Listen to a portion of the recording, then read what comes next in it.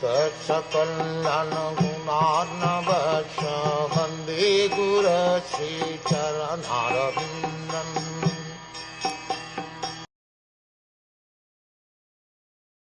He will have to suspend all the actions of the senses, even from the outside, and will have to be impervious to interactions of the senses which are influenced by the modes of material nature. After renouncing all material duties, he must become immovably established beyond all sources of hindrances on the path. Dhṛitarāṣṭr had attained, by the yogic process, the stage of negation of all sorts of material reaction.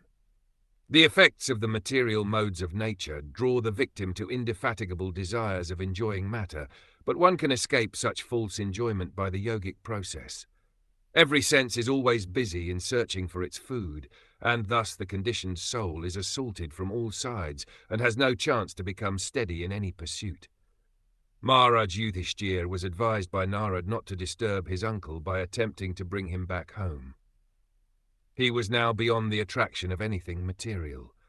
The material modes of nature, the guns, have their different modes of activities, but above the material modes of nature is a spiritual mode, which is absolute. Nirgun means without reaction. The spiritual mode and its effect are identical. Therefore, the spiritual quality is distinguished from its material counterpart by the word nirgun.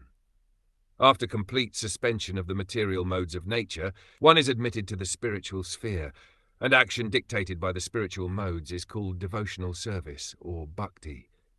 Bhakti is therefore nirgun attained by direct contact with the Absolute.